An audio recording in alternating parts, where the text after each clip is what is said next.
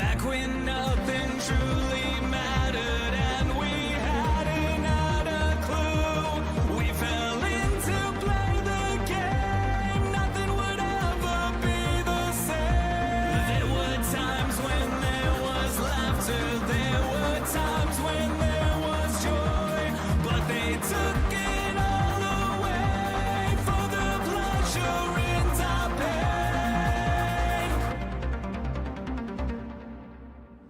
Welcome to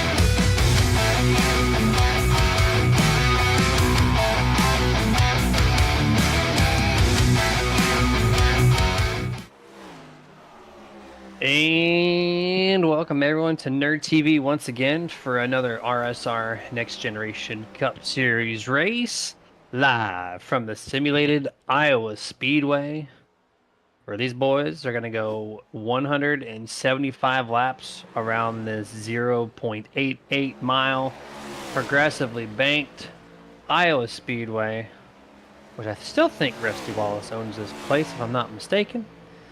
And got cup cars on here, a precursor to what we're going to see next year in the real life stuff. On the track, though, 81 degrees surface temp, 67 in the skies, 65% humidity, gray blanket of clouds covering over this whole Iowa facility, and 11-mile-an-hour winds. But it's a short track. I don't know if those winds might or might not play a factor tonight. My name is Jeremy Stanley, aka Jay Swifty, to my right-hand side, co-partner and crime producer, whatever you want to call him, this guy, Dustin Loxton. What's up, man? Hey, you know what? We are in Nerditude's backyard, as close to our backyard as you can get. Um, Newton, Iowa, where this track is housed, is only about an hour and 45 minutes, 2 hours west of Nerd headquarters. So this is a home track for us. It really is, and it's a fun facility. I don't know. I'm like you. I think Rusty still owns it. If not, I know he did own it, and he actually had a huge part in designing it back when it was actually brought into play years ago. Took a lot of keys from a lot of the tracks that he liked running, like Richmond, Bristol, things like that. So very good facility, fast facility. And like you said, a precursor. We get a little bit of insight to see what these Cup cars, these Gen 7s, are going to do on this track, because we'll get to see that next year in the real life, guys. Yeah, 100% here. 3 races left in the 2024 season for these guys, and what a great track to go the final 3 with. Iowa Speedway. A little bit late start to the broadcast here. Practice is already in the books. We are qualifying right now. Fastest guy in practice. It's been a minute, Dustin, since we've seen him. This 19 car, Richie Coy, P1 on the board. The only driver to hit a point or 23.683. As he's now 23.698 in qualifying. So move him right up to P1. And also, since we're talking about points and this and that, there is a points battle. We do have the top 16 for tonight and next week. And then it gets shifted, I think, down to 4. So it goes from 16 to 4, if I'm not mistaken. And so on the bubble there is, well, Adam Bowden right now. He's in 4th place, 51.50. Right behind him, Calvin Ruff, only 1 point back with Robert Fitzpatrick. They're both 1 point shy. That's 5th and 6th place. Ryan Bean, your season champion, Dustin. What happened to this man? He's down 51.32, so he's still got to make up 18 points, which is doable from the Ryan Bean camp. But there's your notable names right there: Harold Watkins, Adam Boughton, Calvin Ruff, Robert Fitzpatrick, Ryan Bean. Those are the guys trying to be in it or to get into it.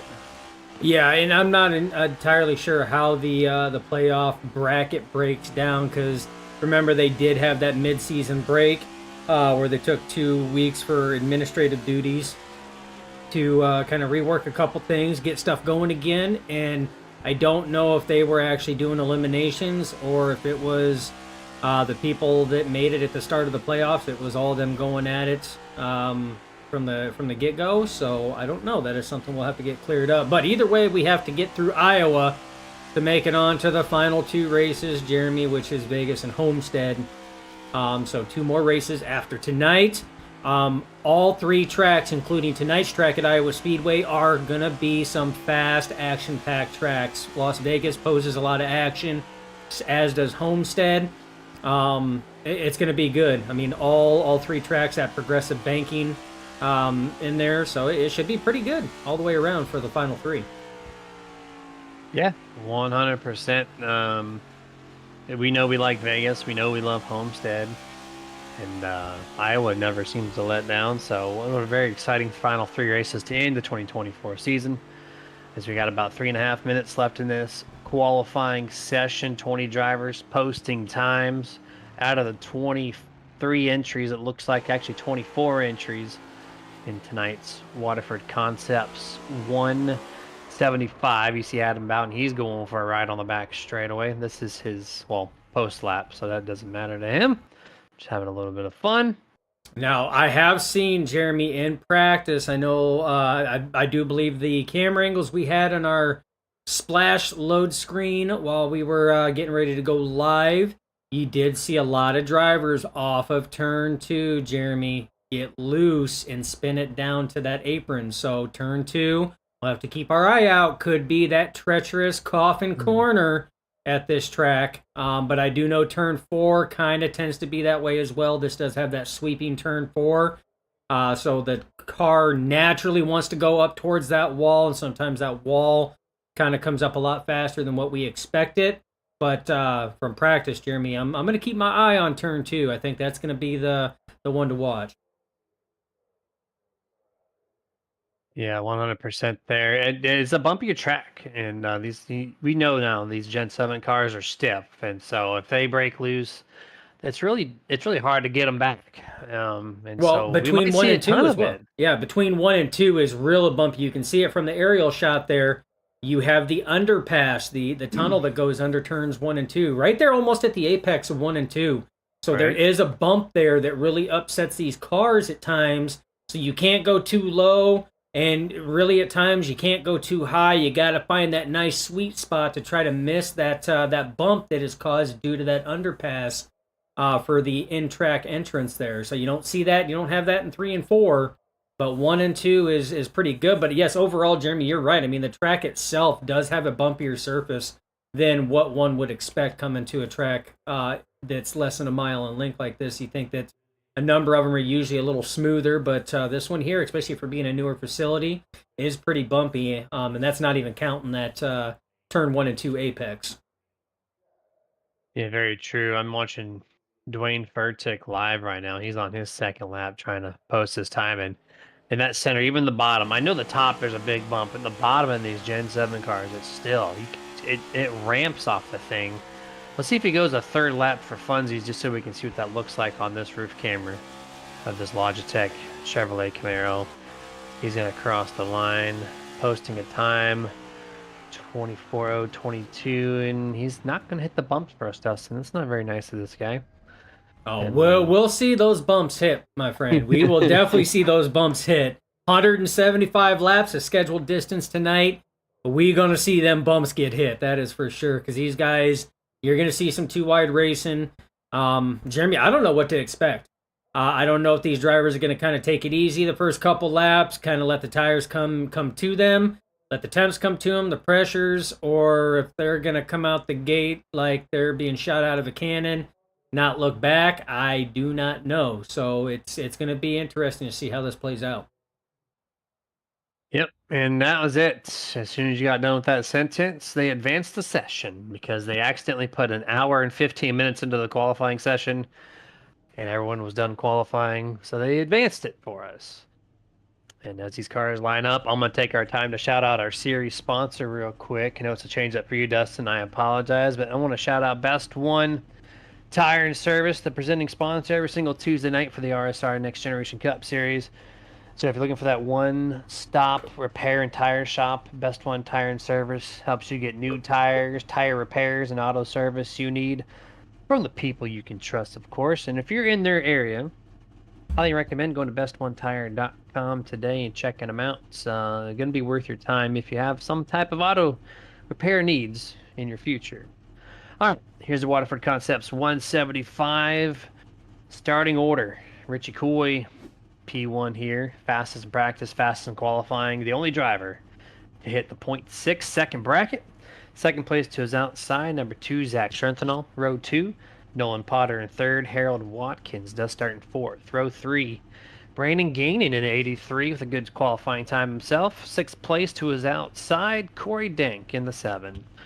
Row 4, Jack Simpson in 7th. Dwayne Furtick finds himself in 8th. Row 5, Timothy Watson in 9th. Gage Wenzel is your top 10 driver. Row 6 and 11th will be Brock Potter. 12th, Ryan Bean.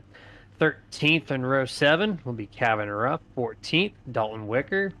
Row 8, Kane Lee. Row 9, Adam Boughton. Row number 9 will be Bob Fitzpatrick, Michael Carter.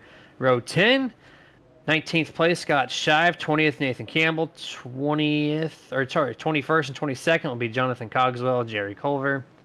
And then the last row, 12 rows in tonight's race. Robert Fitzpatrick Sr. and Tony Ludi.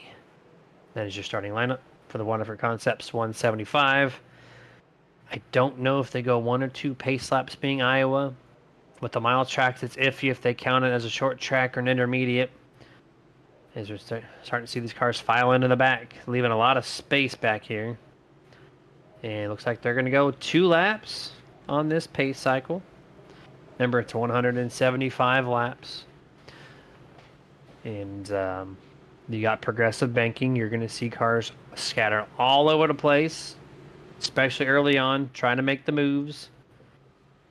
But Dustin, we got a couple like interesting scenarios with Ryan Bean back in 12th. He just doesn't qualify mid-pack. That's kind of interesting. Richie Coy, though, it's been a minute since we've seen him on pole, and here he is, P1.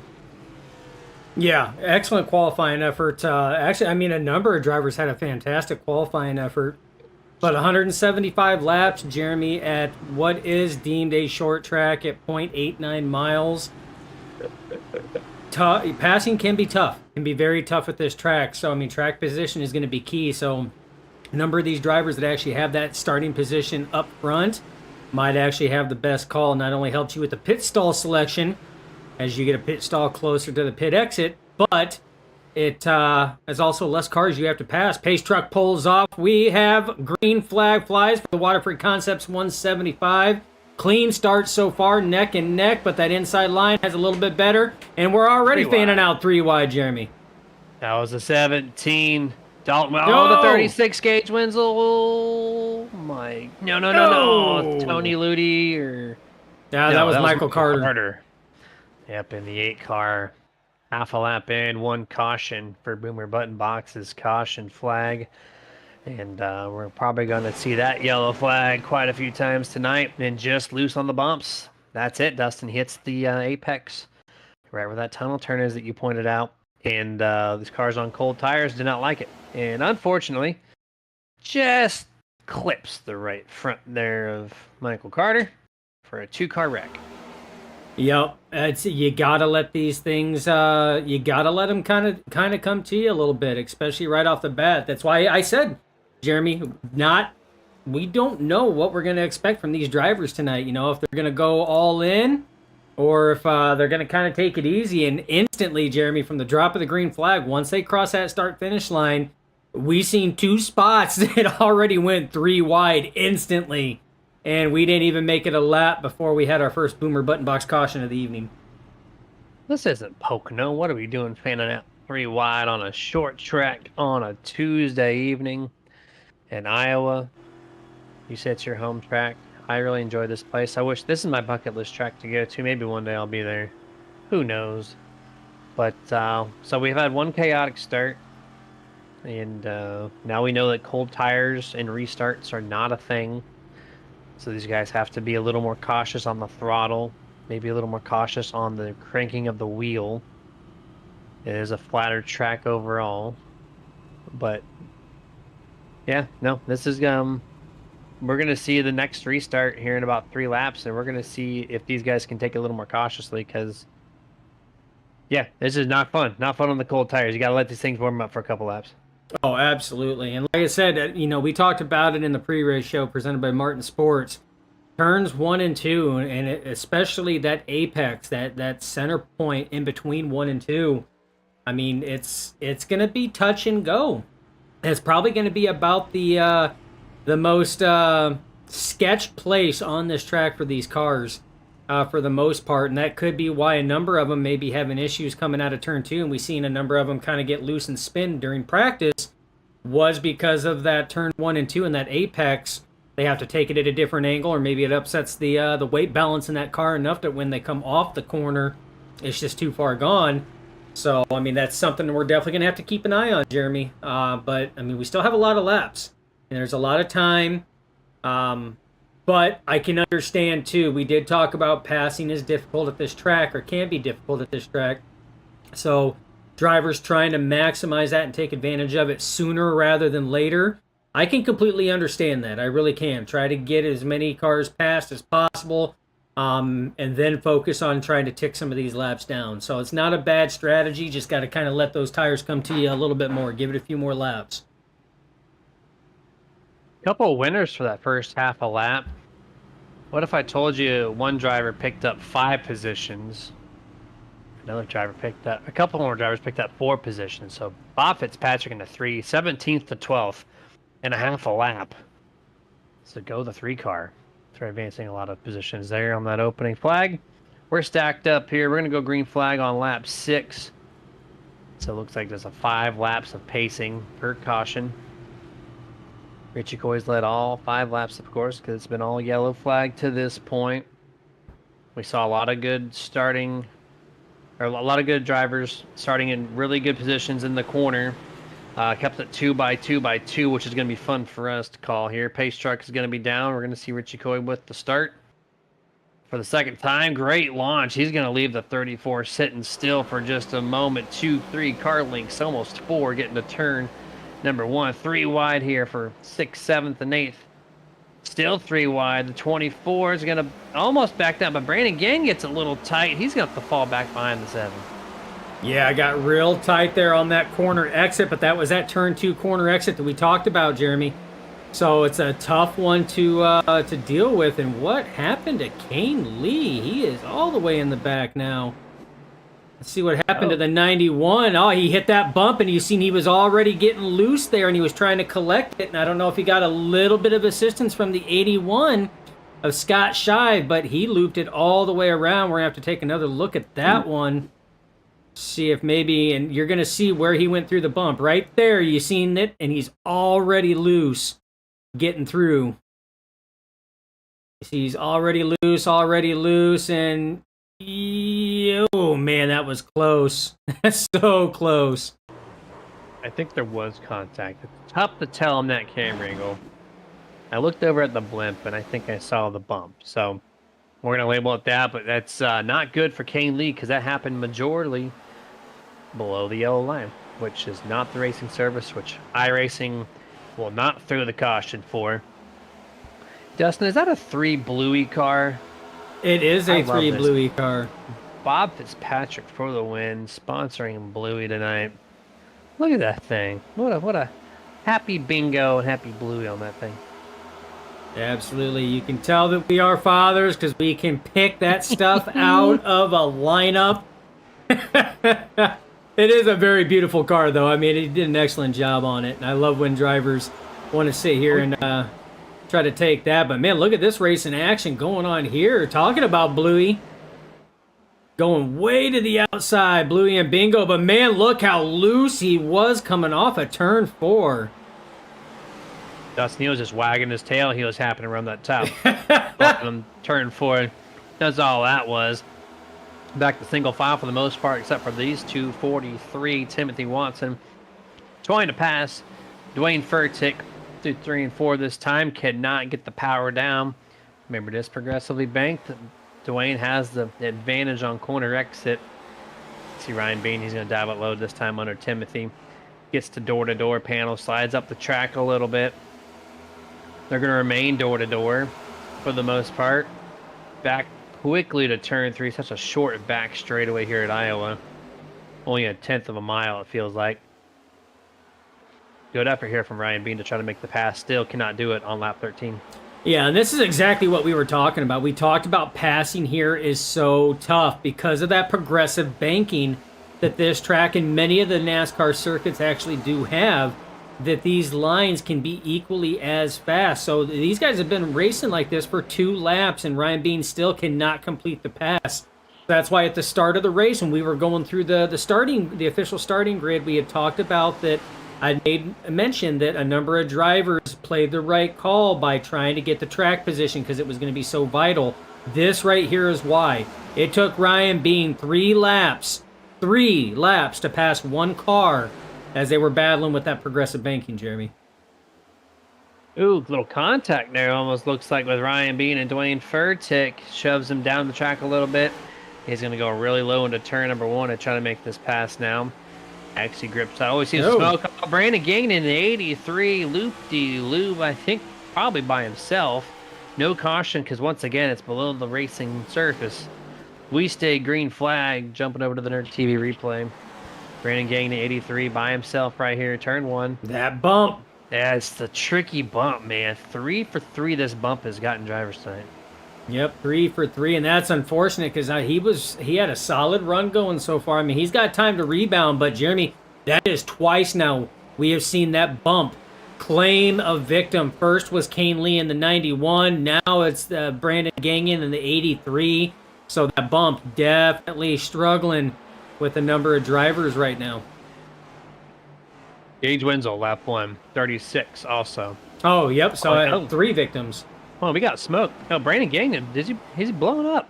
What happened? He self-spun. Did something else happen? This is after the spin. He's all by himself. Don't tell me the bump gets him back-to-back times. Oh, no. The bump. 2 for 2, just double whammy on poor Brandon. And just, all right, well, his fan base hasn't made it to the chats yet, so they don't get to see that happen, thankfully, but that's man, that is tough. 20 laps in, and we had talked about it, that bump in turn 1 and 2, man, it is proven to be probably the biggest obstacle on the track right now.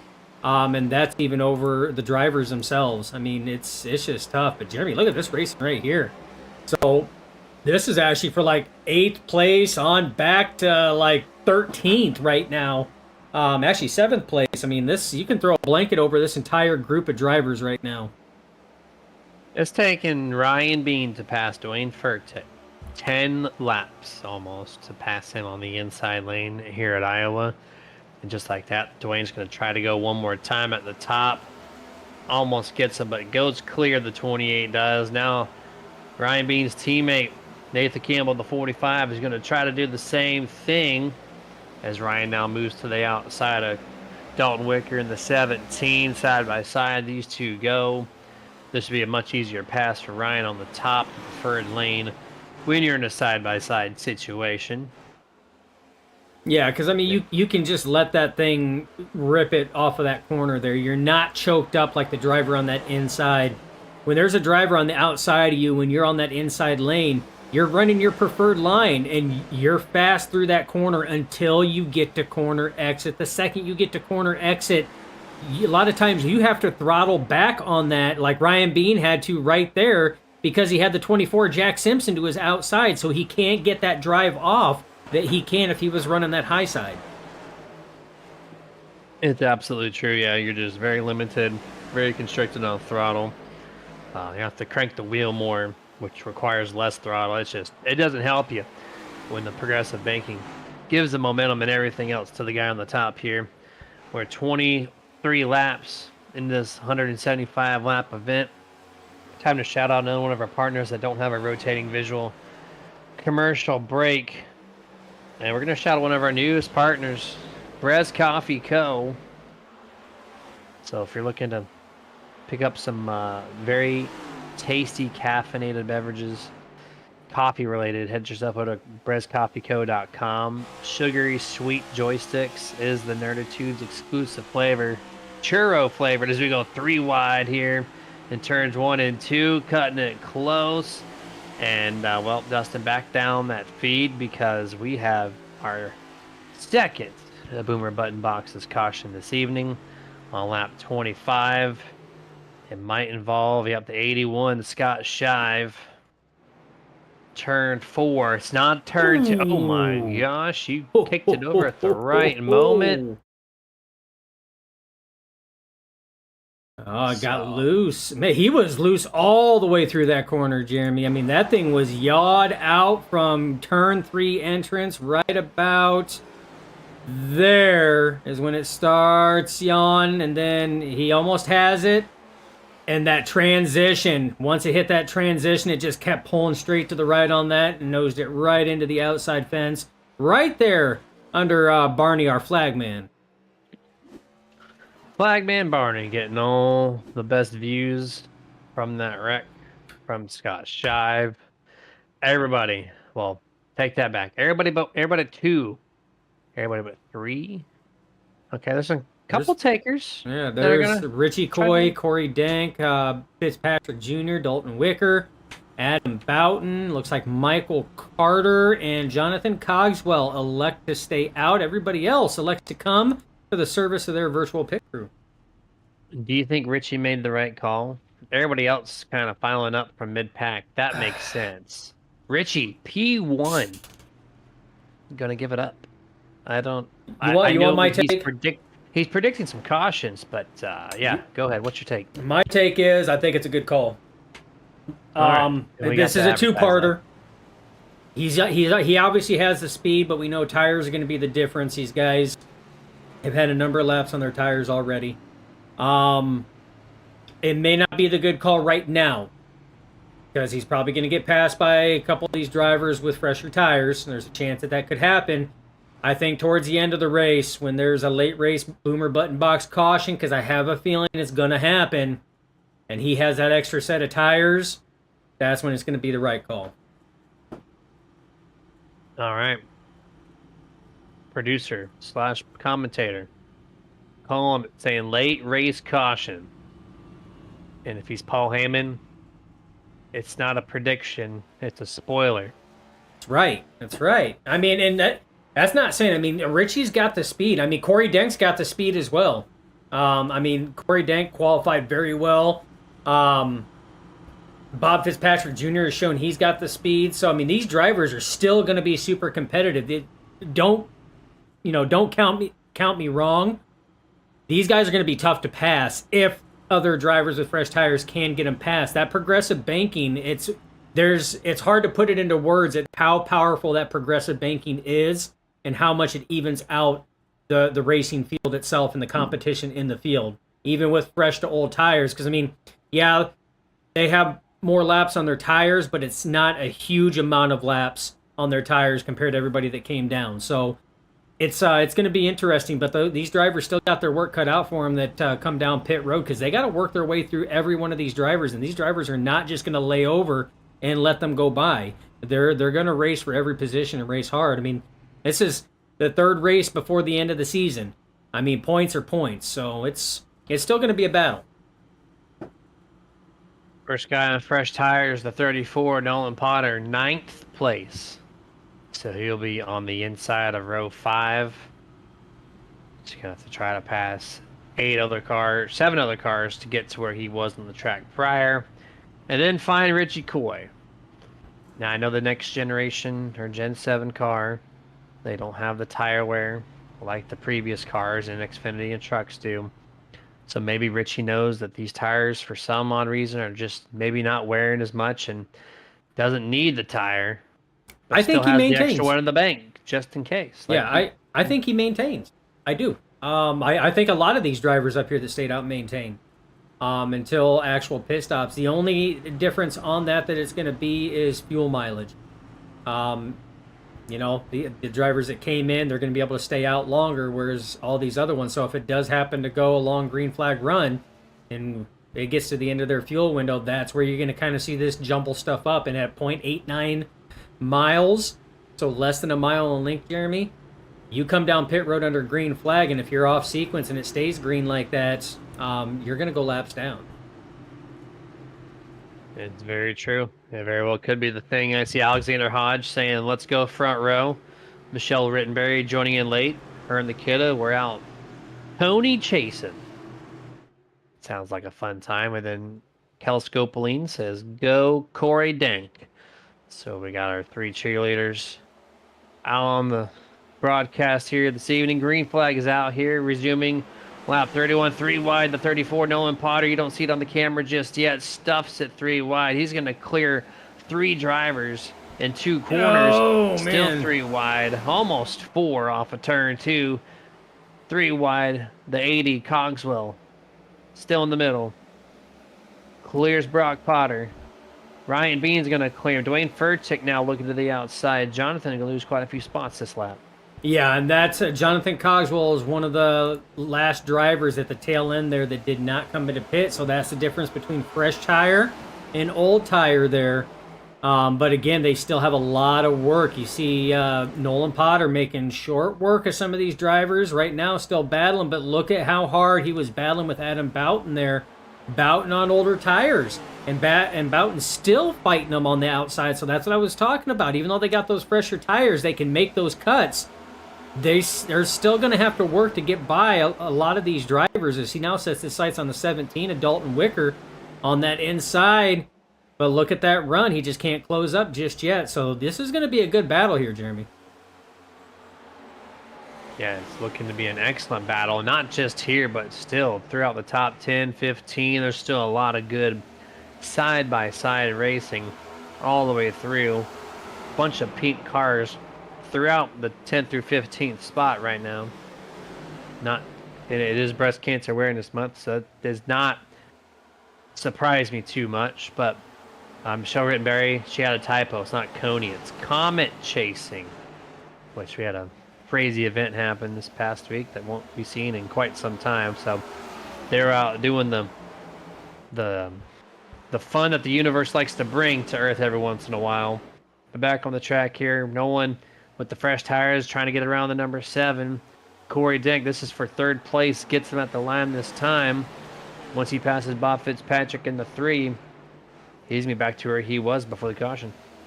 Yeah, and he's working on it. But you got to look and see how hard he's running too, Jeremy. A lot of these guys. So Nolan Potter, you got Zach Schrintenthal, Harold Watkins, Brock Potter, Nathan Campbell, Ryan Bean. They're all in the top 10 now, but they're having to run their stuff a lot harder. Oh, that bump gets all 3 of those drivers out of funk. They all bobble and wiggle, but they all keep a hold. Here's a race for the race lead right now. Nolan Potter on the inside, Richie Coy on the outside, giving plenty of room. Richie Coy is just going to fall in line.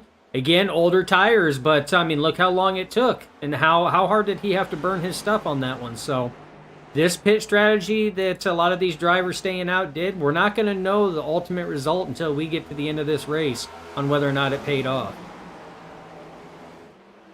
One caution can stir up a lot of things and change up the complexity of this race. Oh, Richie Coy, no. How far did he go down? He saves it. Thankfully, I thought he was going to be toast on the inside wall. But lost a Same lot. Time. Oh, Brock Potter loose. Brock Potter gonna hook. Oh, he hit the wall. I thought he was gonna hook the 45 as well, but thankfully it was just by himself. He got loose. He saved it. He got loose again.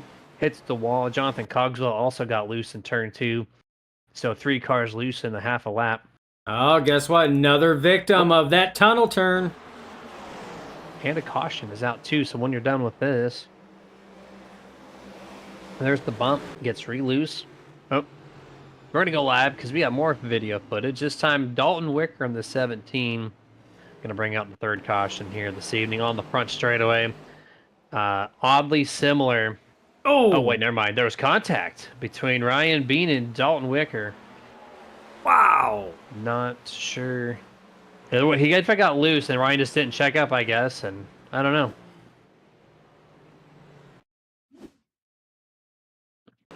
Let's take a look here from the back camera. See what's going on exactly. Oh, there's the bump. Yep, it's clear as day. Just boop, sends him to the outside. But he did check up. He tried to save the car. So, I mean, there was an effort there. I guess Ryan just could not check up a time, drive it down low enough, puts him to the outside wall. And that's our 3rd caution. Yeah, unfortunate break for some of these drivers. But, Jeremy, man, we are seeing handling issues. I mean, there was so much action going on the track. It's trying to, replay one item, and I was missing something else trying to get to it. There was just stuff happening all over the place. Yeah, there's some extra action going on the track, too. I was trying to talk while looking over the footage. There's a couple of reports of drivers questioning what was going on the racing surface, and I can't find it. I'm trying to find the funness that they are describing. But needless to say, we got to reset this thing.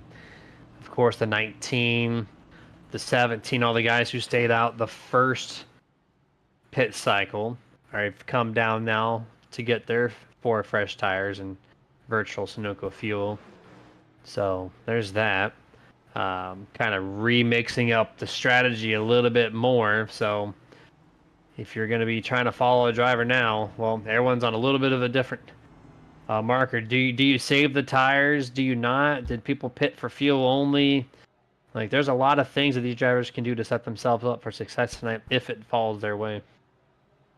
Absolutely. And that's the tough thing. I mean, when it comes to pit strategy, I mean, trying to get in the mindset of some of these drivers, it, you know, and how they tackle some of these scenarios is just, it's tough, you know, to try to figure this stuff out. About 2 laps to go before we go back to green flag, and we got on board Ryan Bean in the 28. This is with the wreck in 17. Dalton Wicker gets loose, and just, yeah, there's just a large amount of speed that was decreased right in front of him, and there wasn't much wheel motion to get away with it, but at the same time, like, there was not much reaction. Like, he saw him get loose, yes, but then the brake was jabbed, and that's what punted the 17 into the outside wall. There's a nice little Oakley visor camera action there from Ryan Bean. We should see the lights turn off on the pace truck this time by. It's going to put us on the restart on lap 45. It's 131 laps to go in this event. Did I lie, Dustin? I think I lied to these people. 5 pace laps. There it goes. I was going to say, no, it is. No, it's still on. Yeah. 5 pace laps is crazy. It is. The caution periods at this track are just brutal. So bad. But, I mean, you're thankful on those caution laps if you have damage to repair on your car. Or if you're a lap down, you have to turn around and come around. You know, that's when you really like them. But when you're on the lead lap, like a lot of these drivers, man, you are not liking 5 pace laps around this facility at all. I mean, it's great if you have damage. It's absolutely wonderful. You get the extra free time to repair, but these guys are stacked up, ready to go, and we got to go an extra lap around. Which I've been spoiled the past couple weeks. I think the past couple broadcasts we've had 3 pace laps, which has been nice because we get more green flag action to you guys. Can't really call an eventful race if you're pacing the whole time. So 5 is quite the number, but here we go. Now we're stacking them up. 1 to go. Restarting on lap 46. Exactly 130 laps to go in the Waterford Concepts 175. And I'm going to finish my shout out for Brez Coffee Co. before we go back to green flag, because that might be not the last caution. So like I said, sugary sweet joysticks is our flavor, but they have a ton of different options to choose from. Gamer inspired, so it's not just run-of-the-mill flavors. These are off-the-wall flavors with some cool packaging designs on each bag, whether if you want them ground or by the bean in total. So brezcoffeeco.com, super nerd at checkout. Temporarily will save you 5% off. If you purchase more of our coffee, then we move it up to 10%. So we appreciate the business if you can do that for us. And here we go. Green flag is out. This thing is back underway, Dustin. Nolan Potter with a good restart. Yeah, great restart. That inside line had a restart, and it was all Stealth Motorsports up front there. Top 4 spots held by Stealth Motorsports. Gage Wenzel breaking up that party there, but now Timothy Watson on the inside battling. You have Watkins and Schrintenthal battling as well for that P2 spot. And Jeremy, I mean, it's a different field now as we sit here and work our way through. Do you want to shout out the head nerd in charge, my lovely wife, saying, hey, hey, hey, the HNIC in the house. She also wants to make mention it is Domestic Violence Awareness Month as well. So something to put in your back pocket as well. But Jeremy, you see Richie Coy making some moves as well now. Remember, he come in on those fresh tires, so now it's flip-flopped. When we've seen drivers like Nolan Potter and company come in with those fresh tires and they were ripping through the field, now it's kind of flip-flopped, and Richie Coy trying to rebound from getting loose on the front stretch there and losing all those positions. Funny that you bring that up. Not the fact that it's domestic violence awareness, but Stealth Motorsports likes to wreck one another. Not in a bad way. They just race so hard right next to each other all the time. They seem to find the contact with one another themselves. So maybe they should celebrate this more, or take care of themselves. Change up my wording there, because this month should should promote them not wrecking each other. But no, yeah, back to the track now. You see the 36 there, Gage Wenzel. Remember, he spun out on lap 1. He's taking these extra couple cautions to find himself back in 4th place, basically where he started tonight's event. He started in 3rd, so he's only down 1 from that.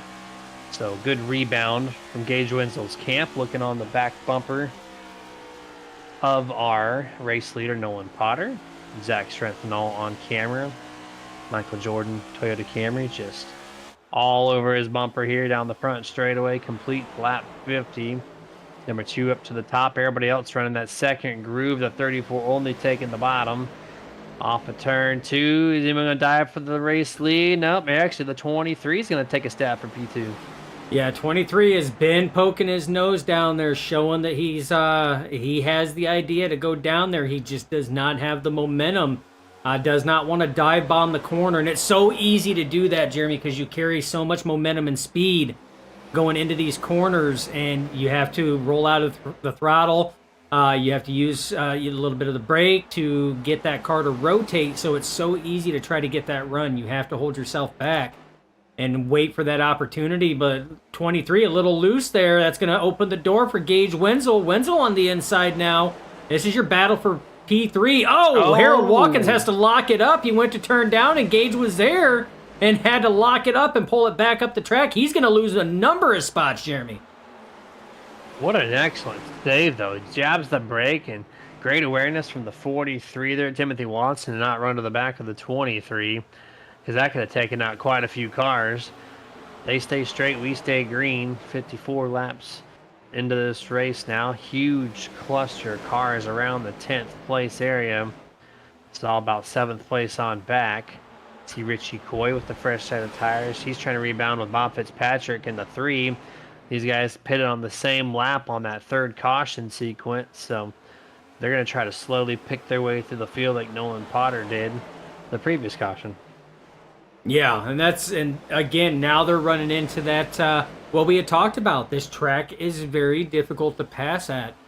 We've seen Ryan Bean. I mean, it took him, 7-8 laps to pass Adam Bout in one car. So, I mean, it gets tough, especially if they're running very similar lines that you are, Jeremy. And I see a lot of drivers running a very similar line through that 1 and 2. They're keeping it about a half a car width up off that line, going through 1 and 2, trying to find a way to get over that bump that goes over that tunnel entrance in between 1 and 2. So drivers still trying to fish around and still trying to search. But right now it's looking like it's calming down a little bit, Jeremy. I'm seeing a lot more single file racing action, only poking out when they're trying to make a run for a pass. You see it kind of fan out in the corner a little bit. They're utilizing that progressive banking that this track utilizes. So drivers really trying to figure out exactly where they're at. But again, we're 57 laps into 175. We haven't had that long green flag run, so we don't know who's got that long run mentality or who doesn't, Jeremy. So that could be a factor if we can get a long green flag run to see who's going to be able to actually extend those tires. It's also a long run factor is your elbows. And I'm seeing Alexander Hodge saying Kevin Ruff is racing tonight with a broken elbow. I'm assuming something happened to him. If Michelle or Alexander can kind of clarify. Today is Jerry Culver's birthday. Shout out to Jerry Culver as well.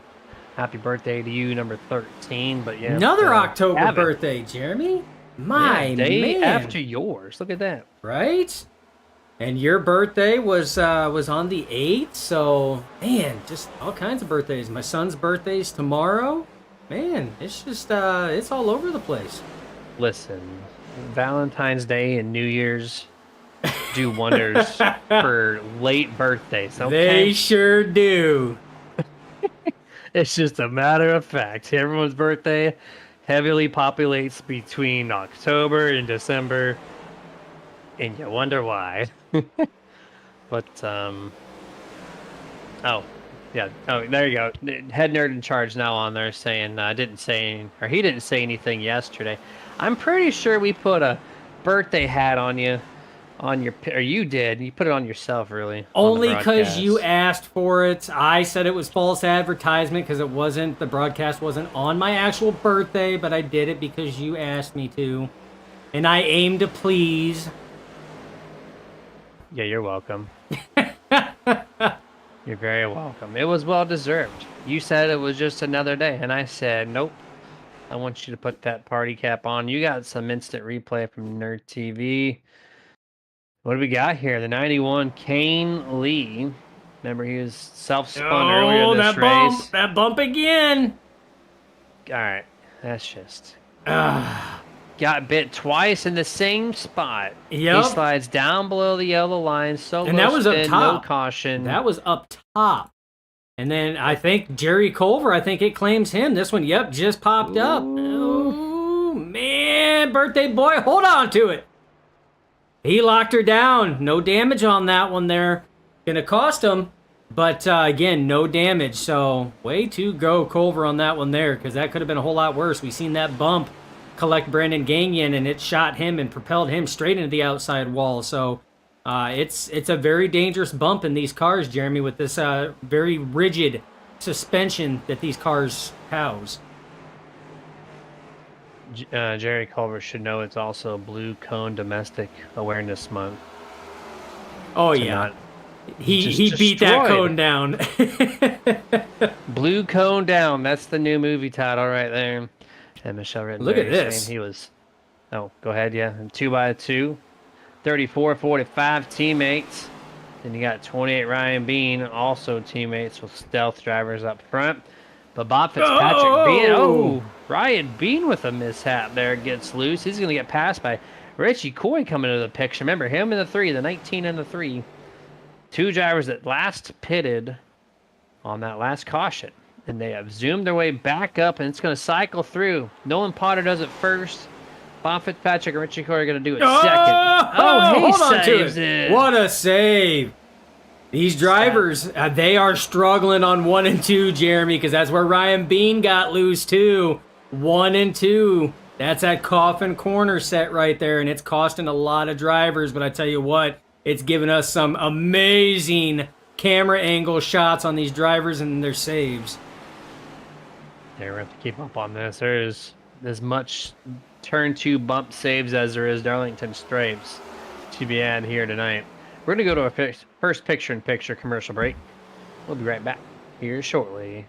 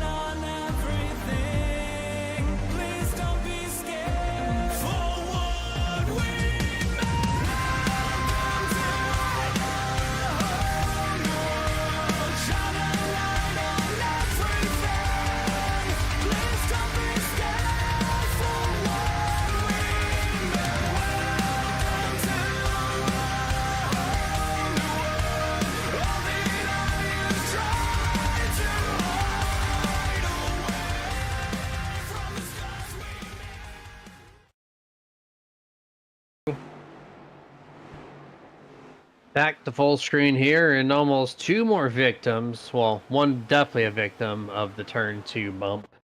First one on deck, the 94 Radabouten, and here you go. Just loses it gracefully, hits the transition. Gonna do a all over the apron burnout. And he's gonna straighten it back out and get it going. Again, no caution because of it being below the yellow line. Speaking of cautions, I was going to mention another self-spin out, but nope. We're going to look at an actual caution this time on lap 78. Not sure who just yet. It looks like the 45, which this was a driver who almost spun a couple laps ago on the bump and turned to, and they just get to lose. A little bit of help there, too. Yeah, Cabin Ruff, I don't know if he made contact, but then Michael Carter and it comes through and definitely made sure he went around. No, that was the 24, Jack Simpson. Am I colorblind, Dustin? I think I might be. Good thing I work at a doctor's office. We're going to see here. Cabin Ruff's view. This is going to be a really close call. Does he make contact? I don't think so. No. I don't think he does. No. Very clean. And yes, that was the 24 of Jack Simpson that does clip. I'm colorblind. You are colorblind. You need to get your eyes checked, my guy. On my other monitor, I have Michael Carter's card. That's why I thought it was Michael. Oh, okay. Lack of brain processing. I'm running an Intel i3 up here. Okay. Woo! My guy, you said Michael Carter, and I started questioning life itself. I'm like, did I really? Was his camo car so good that I just couldn't see it? Yeah, no. I'm just running three whole generations of processors behind in my head right now. So it's okay. I'm still surviving, so that's really all that matters. But yep, caution for the 4th time. I would imagine most of these, yeah, they all basically all did, minus this guy on your screen, the number 7, Corey Dank. Trying to get a lap lead will succeed. Everybody else is behind him with fresh tires, so Corey Dank thinking there's going to be a few more. He's going to try to save an extra tire set in the bank. There are 4 cautions. We're just past the halfway mark in this race. Actually, no, we got 15 laps left before we get there. So, okay, so this is what he's doing. Yeah, he's saving those tires. He is. He's got 38 laps on this set. You see, Richie Coy is the first driver off pit road that came down for service. He's the first one with fresh tires. Fresh simulated Goodyear sneakers on that car. So Corey Dank, this could be a very, very tricky restart on this one here. At 38 lap old tires with everybody else on fresh. Tire spin could be an issue on this one here. So if I was anybody on that inside lane, I would definitely be on the heads up. Not saying that Corey Dank is not a good driver, but Jeremy, we've all been in this situation, man. Tire spin happens at the worst possible time when you don't want it to happen. Even if you try not to do that, if the tires cool off and they don't have the rubber on them, you know, it's a thing. I mean, it happens at a lot of tracks. So this is definitely something that's going to be in the back of everybody's mind on that inside row. Yeah, 100% there. And see our latest Nerd Esports driver, Steve Rada, on the chats saying he still won't let me build him a PC. Well, I think that might be a thing in a couple months. And I was talking the Intel i3 was in my head, not the computer. I have an i7. It's much better than what I've got on my skull. But either way, and Brandy, your wife, calls me old man. Can you believe that, Dustin? You're older than me, and I got called old. So what does that make you? Oh, I'm ancient apparently. Okay. So I don't know. Age ain't nothing but a number, my man. I'm all right with that. You know what? We can be old men together. I'm perfectly cool with that. It's just a level. Like, I'm level 34 now. I'm level 39, so it's all good. That's all right. You know what? And I'll pay for this later, but she's older than I am, and it will always be that way. Oh, so. there we go. Shots fired. From the nerd camp itself. No, I love my wife dearly. She is my support. She has mellowed me out in probably all the best ways. So you could probably attest to that, Jeremy. So it's a good thing. We're a good family group here at Nerditudes, and we love doing what we're doing, Jeremy. And right now it's calling racing. pace lights are out, Jeremy. We're about ready to go back to green flag racing. Corey Dank leading, Richie Coy on the outside. That is your front row. Well, we're about to see what's going to go down. Yep, here we go. I do know the 7's going to tank through the field, but he's going to save those tires, so he might pay, or it might pay to keep him in the bank later on in this event. We've talked about it already. We're going to keep talking about it as these cautions start to file in. Pace truck down, green flag is out. Tiny Toes driver Corey Dank with a great start, able to clear Richie Coy by a car length. Bob Fitzpatrick quick to the inside, 3 wide already for the race lead. Bob's going to take first, Richie's going to take second. Corey falls to third. Ryan Bean quickly to the inside, going to take 4th place. There's the journey of Corey Dank from first to wherever he falls. Bob Fitzpatrick count himself with a lap lead tonight. Yeah, and I mean, you called it, Jeremy, and I mean, it at this point, I mean, Corey's just trying to hold on just to try to save those tires, like you said. And it's a very good and bold strategy. Having those fresh tires at the end, definitely going to be a lifesaver, and you're going to be able to drive through the field. But right now, it's he's just holding on for dear life. At 38 lap, older tires than everybody else, that is a tough ticket to stamp on that one there. But I tell you what, he's holding it strong, though, right now. He's still P4, and he's still battling all these fresh tires, Jeremy. So, you know, hats off to the driver and pilot of that number 7, man, because he's holding on, doing a hell of a job. Yeah, doing a great job here. 3 wide. Well, actually, there's 3 wide. Harold Watkins in the middle with Jack Simpson and Gage Wenzel, but then he backs out, cuts the wheel down low, slices it down 3 wide. Look at this. He's going to pass 4 cars in 1 corner. Harold Watkins with a strong move, cuts right in front of the 99 and Kevin Ruff. Gets to the bottom of turn 3. What an impressive move from the number 23. As he's down the straightaway, single file just like that. It's going to move him all the way up to P5, top 5 for the 23. Yeah, that was a bold strategy there, Cotton, but he made it work and it paid off. And it's something that, I mean, it wasn't planned. It just happened, but there was a little contact between Kevin Ruff and the 7 of Corey Dank going through there, a little bit of door contact, and that actually slowed both of those drivers up and actually helped Harold Watkins pass those 4 drivers to get in front of Jack Simpson right now. So, and Kevin Ruff. So I mean, it's almost like the perfect storm. Everything just kind of played out. But right now, Richie Coy back to the point where he started this race. Bob Fitzpatrick Jr. in a comfortable second. Ryan Bean in third right now, and these drivers are taken away. Just started lap 89, so 88 in the books, Jeremy. Working lap 89 of scheduled 175. Ryan Bean kind of looking to the inside, but just doesn't have that run. But, Jeremy, I have a feeling that this battle for P2 is going to heat up here pretty quick. And very well could, for sure. There's quite a few spots in this track that are single file that I'm just waiting for a 2 to 3 wide situation to break out. 2 wide right now, the 45, Nathan Campbell underneath. Oh, we got Adam Boughton up on the 4th lane, right up against the outside wall. He's loose, and he's still pulling on Kane Lee off of turn 2. I don't think he meant to go up that high, Dustin. That's up into marbles, and he's able to still get a good launch off corner exit. Much better set of corners, turn 3 and 4 for the 94. Cycling the camera back up through. Looking at the 45, Nathan Campbell once more.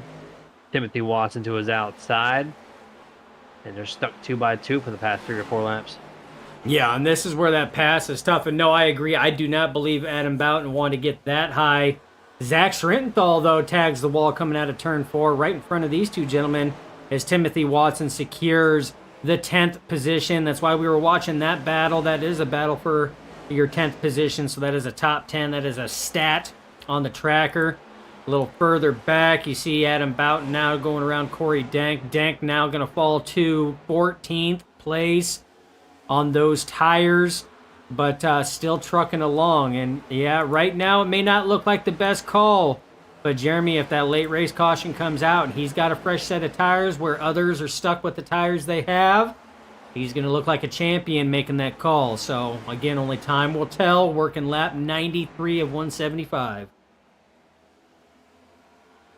We're taking a moment to shout out our race sponsor for this evening. Waterford Concepts LLC is your leader in engineering, 3D printing, 3D scanning, and composite manufacturing, focused primarily on automotive, RC, and motorsport. Waterford Concepts is your shop to make ideas a reality. Find them at Facebook at facebook.com/Waterford Concepts. And Gage Wenzel, speaking of concepts, that is a very conceptual part of the racetrack you don't want to have your car in. And he is. Wow! Shout out to the guys who just avoided the Gage Wenzel. That was wow! Oh, we got a caution. That's not a caution from that, but man, that was. No, the caution involves the birthday boy Jerry Culver not having. No, not again. Yeah, not having a good race on his birthday. But we have to go back to this one. I mean, I cannot tell you how out of sorts this 36 was. Looks like it was a little contact there between him and the 99 of Kevin Ruff. And this guy goes mowing. He's helping the lawn care service on the infield here, mowing a little grass. Comes up, barely misses the 2. The 43 of Timothy Watson goes around seeing what's going on. You see the 80 dive down. That is Jonathan Cogswell. You see him locking it up. Adam Boughton goes to the high side. I mean, these drivers, not only to the 36, but to all these drivers passing them, amazing heads-up job to sit here and miss what was going on. So that was amazing save, great job by those drivers. But we're going to go back to show you what took place to bring out the most recent Boomer button box caution. And is it that tunnel turn? It is. Going to take another victim, and this time almost reminiscent to what happened to the 83 of Brandon Gagnon. Going up there, it just shit-whipped it right to the outside wall and front nose damage. Not what you want to happen with these front noses here. Michelle Rittenberry keeping the saying alive. Trouser chili at its finest, LOL. Oh, for sure. For sure. I mean, I do not want to try the finest trouser chili. We'll leave that to Dustin and whoever else wants to do that. But yeah, that was crazy. Crazy save there from the 36. Not only to drive through the grass, slide up through traffic, to not spin the thing, to not get clobbered. Here you go. You want to see what this looks like full speed? This is what it looks like full speed. Woohoo! You know, that first cut down to the left, I thought Kane Lee was toast, even on a replay. Whew.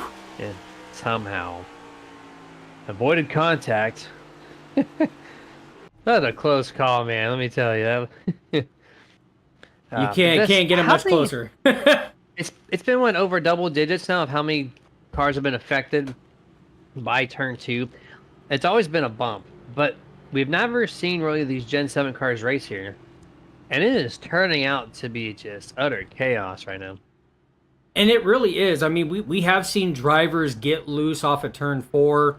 We've seen a number of drivers help the lawn services by mowing the infield grass there. But, I mean, just the amount of just chaos in turns 1 and 2. I mean, all of turns, because I'm gonna take going into turn 1 because that sets up going over that bump, and then coming out of turn 2. That whole section there, 1 and 2, and the apex, has just been a nightmare for this Gen 7 car tonight.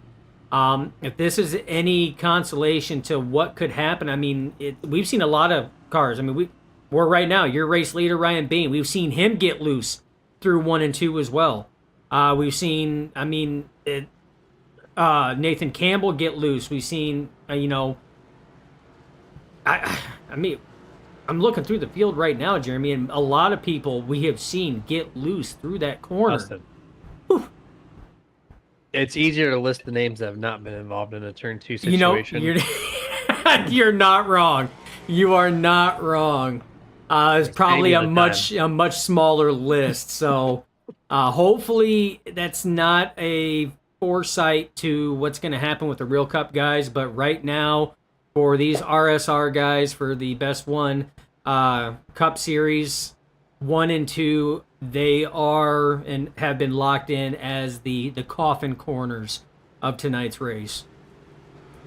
You know what doesn't make you loose but keeps you going fast, Dustin? Setups from RaceEPI.com. That's Elite Performance Industries. Shout out to these guys for putting really fast hot rods underneath nerdy sports seats and all the racing that we do. Typically, you're more in the C class. I'm more in the B class. That's A class. because you're not better than really. I am. Well, don't tell that to Todd Edwards 3 on the late model stock series.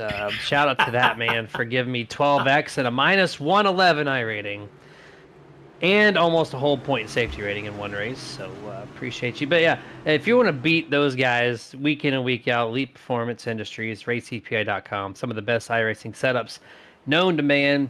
And here we are, back to green flag action here. Ryan Bean with a great start, elects to take the top lane. Going to clear his teammate by 2 car lengths into turn 1 and 2. Harold Watkins in 3. Look at this. Jack Simpson now fighting to be in that podium top 3 spot 100 laps into this thing. Jack Simpson has a feel for Iowa right now. Yeah, he's been running very strong right now. Right now, locked into a good battle with Harold Watkins there. Currently holds that final podium position there in 3rd. But that's this battle is a good one. But you talked about Ryan Bean choosing the high side. Wasn't a bad call. Oh, man, Adam Boughton has to pull it off that wall there and shoots down the track. But wasn't a bad call to restart on that high side. He controls the restart pace. So if he gets that jump, he has that good angle arc going off into turn 1. So it wasn't a bad call. It seemed like it paid off. Jeremy, we got racing all over the track right now on this restart from the most recent Boomer Button Box caution. Oh, contact between Ruff and Ludi right now. Pushes Ludi up the track. Ruff is going to take that position. That's going to stack everything up 3 wide. We got Richie Coy down low. We got Wenzel in the center. And we got Carter up top. Still 3 wide off the corner. Start-finish line. They're going to dive it off into turn 1. Still 3 wide. Almost was contact as it sandwiched off on the exit of turn 4, and they still no contact to be found between these drivers. Currently sitting just outside the top 10 at the moment. That was some of the cleanest 3 wide racing, as close as what it was between Coy, Wenzel, and Carter. So hats off to those 3 drivers, because that was some good 3 wide racing.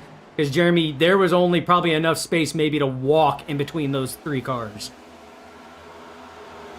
Yeah, it was really tough there, and I'm surprised at how many 3 wide attempts that we have seen tonight. It's been at least 6 or 7 that I've counted. I've seen some 3 wide passing. We saw Harold Watkins, remember him 20 laps ago. 4 cars in 1 corner, taking it to the bottom, and everybody else went to the top, and he said, "See ya later, guys." And we're still seeing a lot of 2x2 action here outside the top 10. A lot of scattering around, trying to find the grip. You see the 88 Ludi up in the 3rd, 4th groove, same as Dwayne Furtick in the 25. Then you have like Gage Wenzel and Timothy Watson, those guys running the middle groove. And then you got Richie Coy, dive bombing it to the inside on the flattest part of the track minus the apron. And he's still down there making passes. So driver preference definitely here tonight. Oh, 100%. And this is one of those tracks, Jeremy, that it is a driver's track. Oh, Kane Lee loose. No, spinning back up on the track. No. Oh, Michael Carter gets probably the worst end of that one there. Man, what an impact. We're going to bring a couple different angles on that one there, but 2 tore up race cars right now, Jeremy. Yeah, just super unfortunate. Kane Lee, this is your 3rd self-spin this time, not off of turn 2. So he's having a really just off night for that Sprite Zero Sugar Chill Toyota Camry. Slides up the track, and last second maneuver from Michael Carter. Almost gets him clear, but look at that. Shoots 3 tires off the ground. Oh, Corey Dank. Wow. And then the other Tiny Toes driver, Dalton Wicker, is going to come through and give him a tap as well. Yep, Boom. sure did. But Corey Dank got through with almost no contact off of Carter there. We're going to go back through and kind of watch from Michael Carter's perspective. So we're gonna go roof cam. We're gonna go full speed on this. This is gonna be brutal. He comes up the track, last minute decision, try to go low. No bueno there, and then boom, right in the kisser. And off goes around there, but we're going to go on board. We got to take a look at Corey Denk on this one, man, because my goodness, he got so close. I don't think you can get any closer. So there you see the contact right now. Little bit of door scrape. And he got through pretty clean there, Jeremy. I don't see a scratch on that. Not a right rear scratch. fender. Not a scratch at all. That was, you can't get it any closer than that. That is for sure. He had to have hit him, right? Like, I feel like I saw contact. Let's see if we. Yeah, that's too quick. That was like a split second in and out of the camera frame. Yeah, I don't know if Man. iRacing registered that or not. So, but I mean, either way, that was good evasive maneuvers there by the driver of the 7, Tiny Toes. So, man, the reaction time on some of these drivers, Jeremy. I know that this is not real life stuff; they're not in a real race car, but still, the reaction time that some of these drivers are displaying tonight is just astronomical. They're on their game tonight here at Iowa. A lot of them are turn 2 still attacking these guys, and Dustin, well, they got a lap and a half or 2 laps or whatnot. We're gonna hit up our Waterford Concepts top 10 recap so far in this event. A couple of flip floppers here. Speaking of which, the top 2. This man almost virtually untouched. The number 80, Jonathan Cogswell, 21st to 1st, staying out this pit stop to get him a lap lead. So good job on Jonathan to do so. Adam Boughton, he's gone through a ride or two. He's at P2, started 16th, now in 2nd. He stays out with those tires. You see the damage in the right front of his car. He's found some contact here. Still keeping it going, though. Strong run for Adam Boughton. 3rd place, Richie Coy, first person on the fresh set of 4 Goodyears. Pole sitter, fastest in practice, fastest everywhere. Now he's got fresh tires and the race lead. Let's see what he can do with that. Timothy Watson starting in 4th place. Dwayne Furtick in 5th. That's going to round out your top 5. As we got 1.5 laps to go now under this caution break. So good run from these guys. They've been stagnant inside the top 5-ish, sometimes back toward 10th, but for the most part, been right there. 6th place, or sorry, 7th, I'm sorry, 6th place, Corey Denk. Started 6th, now he's in 6th. Tiny Toes, he just escaped a wreck right there from Kane Lee and Michael Carter, and so he's going to be safe to go. His teammate, though, I don't know about the damage right behind him. Doesn't show up on there, but he hit the back of the 8 car pretty decently. So I'm pretty surprised to see no damage there on the 17. He's in 7th. 8th place, Nolan Potter, down 5 positions. Still has a really good, solid chance to finish in top 3. He's had a strong, really fast Pop-Tarts car all night long. But he's still got a bunch of laps to go to get to the back to the front. Ryan Bean, his teammate, in the 28, 9th place. He's only got 3 spots overall from his starting place, as we're 3 wide on the final lap. As we have to remember, this is Domestic Violence Awareness Month, team. What are you doing out there? And then the 10th place, Nathan Campbell, still roughing up his teammate. We're getting a little show here, but that's your Waterford Concepts top 10 recap. We're going green flag action in a quarter a lap. Jonathan Cogswell, Dustin, going to lead the way. I tell you what, he's played it very smart. He stayed out of trouble. A quiet race, a lot of times, is a good race. And if you can sit here and quietly put yourself in position like Jonathan has, hey, make the right calls. You're doing good. Restart right now. We're back to green flag racing. Excellent start by the driver of that number 80. He gets 4 or 5 car lengths difference over the rest of the field. Richie Coy going to pull through on the bottom there. He's going to take over 2nd. He's going to set his sights on the leader. 3 wide in the back. Nolan Potter in 34 in the middle of it with his teammates to the inside and outside. Holds 3 wide off. Oh, contact. Ryan Bean sent to the infield. He saves it. Great job from Ryan Bean to not hit the grass, but he's going to lose a ton of ground in that 28. 3 wide. Finally had some contact. And it ships 1 driver. The other 2 keep it remaining on the track right where they left off. A lot of hard racing here on this opening couple of laps. They see smoke, but I think that's residuals from the 28. Still at the line here.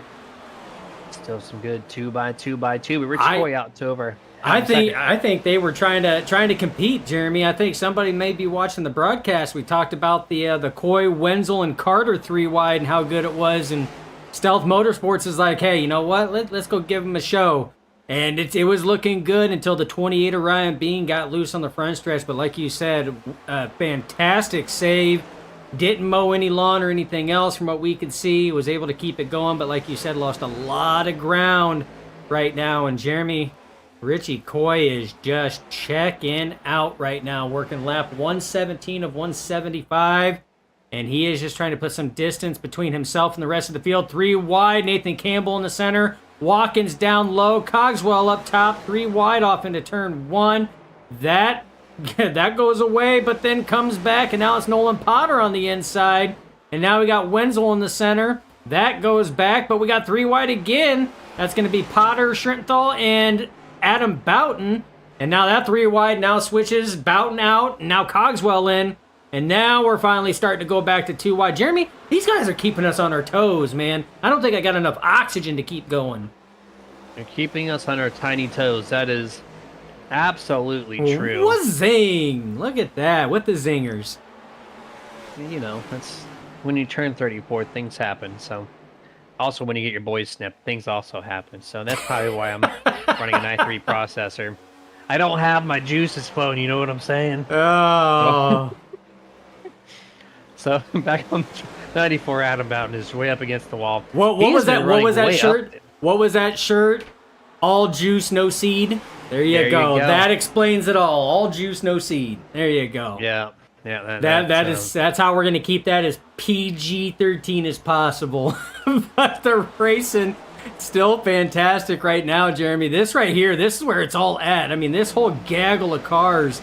Right now, you got Dalton Wicker fighting for P2 against Timothy Watson up on the high side. You got Harold Watkins. He's wanting to get involved on that one there. You got Wenzel and Campbell. They're side by side. I mean, we're getting ready to go 3 wide here, Jeremy. I mean, it's been the story all night long, and here it is. Gage Wenzel in the middle. Harold has a slow exit because he's so throttled on the bottom. Tiny toes driver Dalton Wicker now. Quickly 3 wide, back to 2 wide, back to 3 wide. He's got Gage on the inside. Nolan to his outside. Look at this 2 rows, 3 wide, deep. Man, this is looking like Talladega out here. Have you seen 2 rows, 3 wide, deep at one point in time in the track ever at Iowa? No. But RSR is doing it here this evening. Still keeping it 3 wide. Harold trying everything he can, Dustin. Oh, he's trying. He is painting that yellow line right now, trying to put the nose on the inside of Dalton Wicker. Can't get it done, and now finds himself in a battle with the 36 of Gage Wenzel. All this is going on, Jeremy, and Nathan Campbell was able to sit here and sneak by all of them to take over that P2 spot, and Nolan Potter finally clears to take over P3, so those 2 drivers now setting sail for Richie Coy. But we still got this 3 wide racing going on right now. Almost 4 wide. It is 4 wide, Jeremy. Holy 4 wide. cow. And I almost spoke too soon. Dalton Wicker is going to get the worst end of the deal on that one, on that 4 wide. But my goodness. I am impressed that we saw 4 wide at Iowa off of turn 4. One car per the corner count. You can't script this, Jeremy. You cannot. 4 wide. Right there. And again, look at how close it was, but 4 wide, Watkins, Wicker, Watson, and Schrinthal 4 wide, but Jeremy, just not enough room there coming off, and just a little bit of pressure on that left or right rear of Dalton Wicker just sends him around, and with the cars being as close and packed as what they could, nobody could check up in time there. Looks like both Wicker and Watson are going to get the blunt of that one. But still, Jeremy, I mean, the cars don't look bad. I mean, you look at both of them, they don't look bad at all. Thank you, Carbon Composite Body Panels, for that. And I love that still. I love that you paused it right on that 4 wide. That is absolutely insane. At 3 Iowa, wide Jeremy. is insane enough, At but 4 wide at Iowa. Iowa? Like, are you kidding me right now? Now, I've already seen one awesome thing, and that was SpaceX landing the Starship booster right on the chopsticks. But then you go 4 wide on Iowa. What is going on this week? I don't know. Michelle Rittenberry in the chat says, "Man, I was holding my breath, knowing a crash was gonna happen with that 4 wide."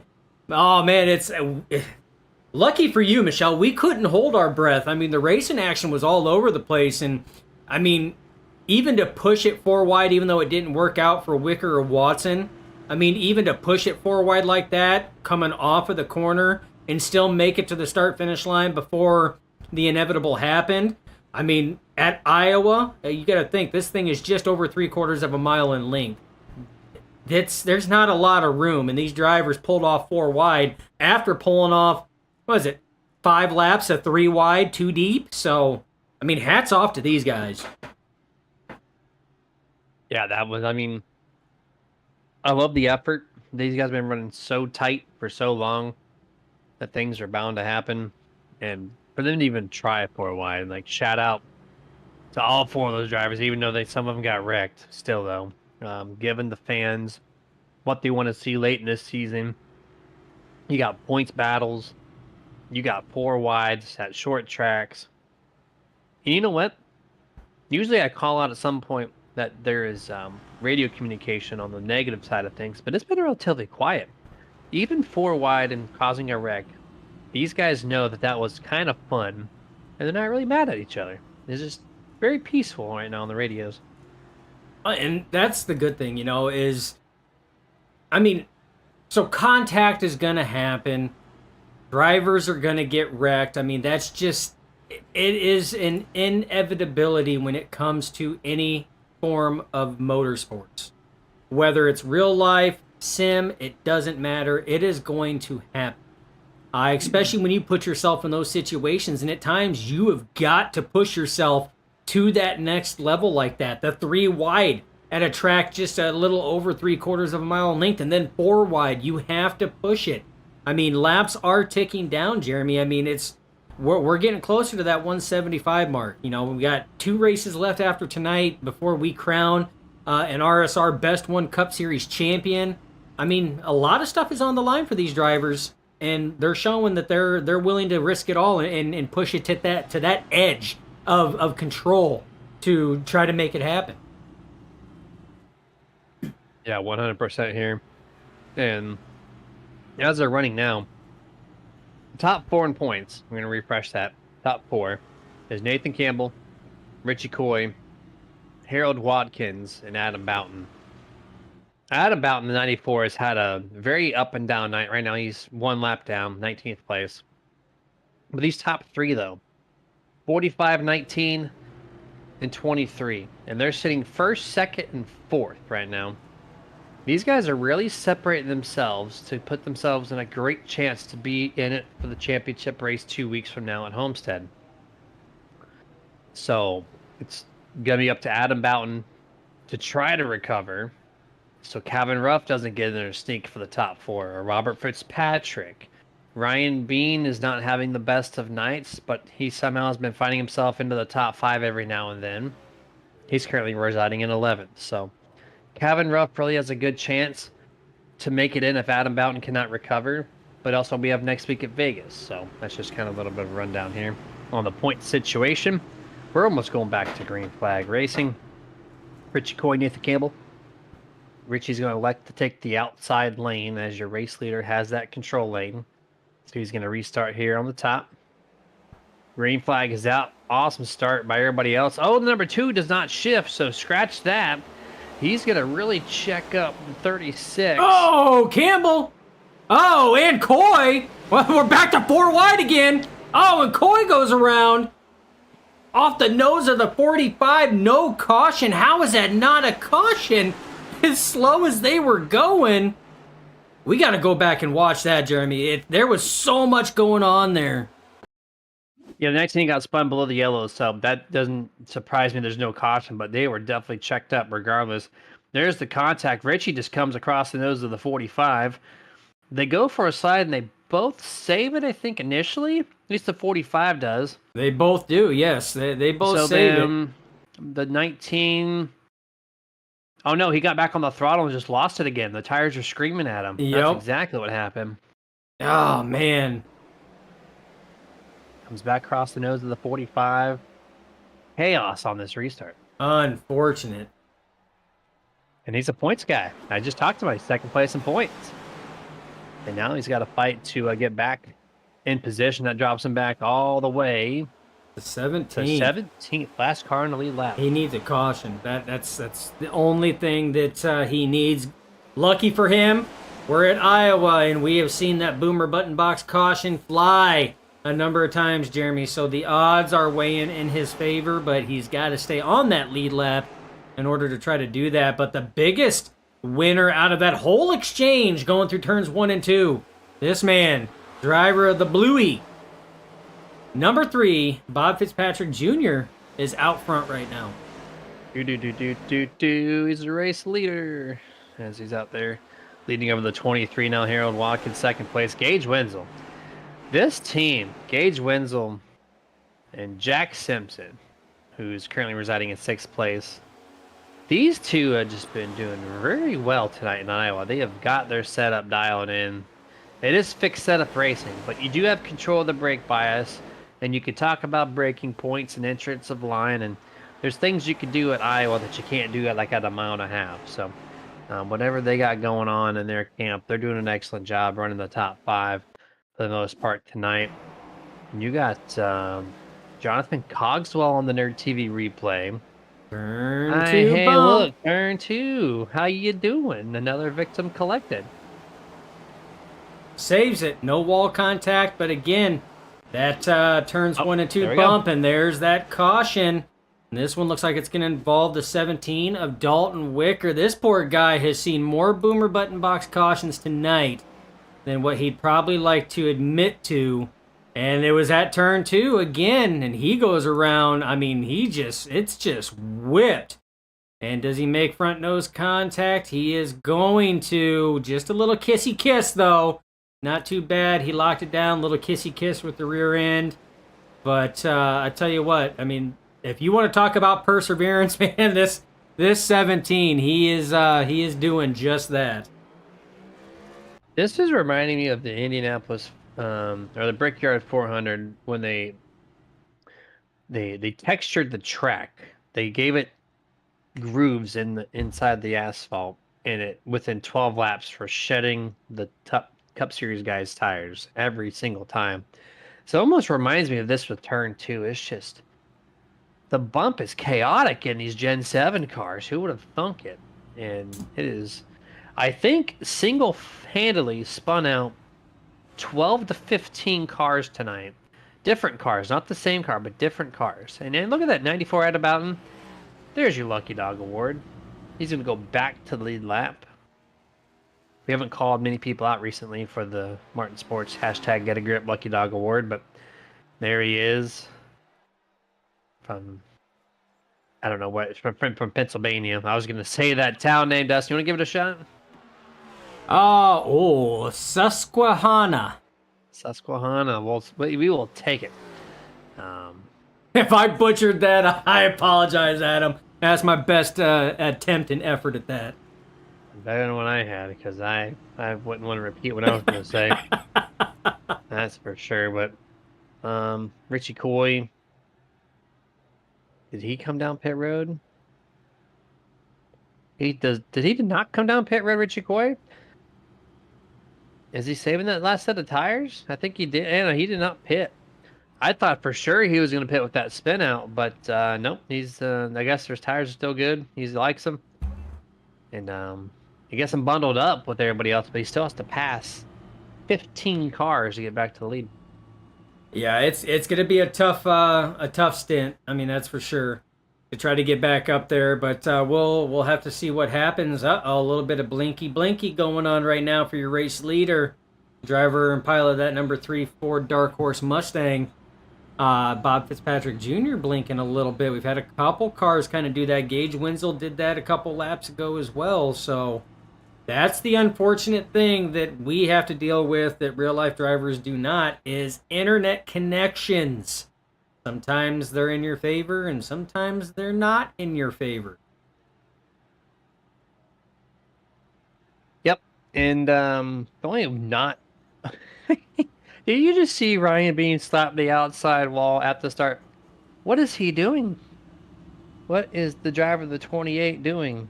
He's in 5th place, and he is destroying his car, Dustin. That is the oddest thing that I have. He's pounding the wall intentionally. He's actively turning the wheel right. I am. Your 5th place driver is committing crimes against himself. I don't. The only thing I can think of is maybe intentionally doing damage to that right front to tighten the car up. Maybe the Is that a thing at Iowa? Maybe the car's too loose. I'm going way back to our NR2K3 days, Jeremy. I mean, there's been times on fixed setups where I've seen drivers sit here and tag the right front on the wall like that to try to tighten it up because it was so loose. But I'm not entirely sure. I mean, aside from that possibility, and I mean, that's a big time possibility. You see the 24 doing it too.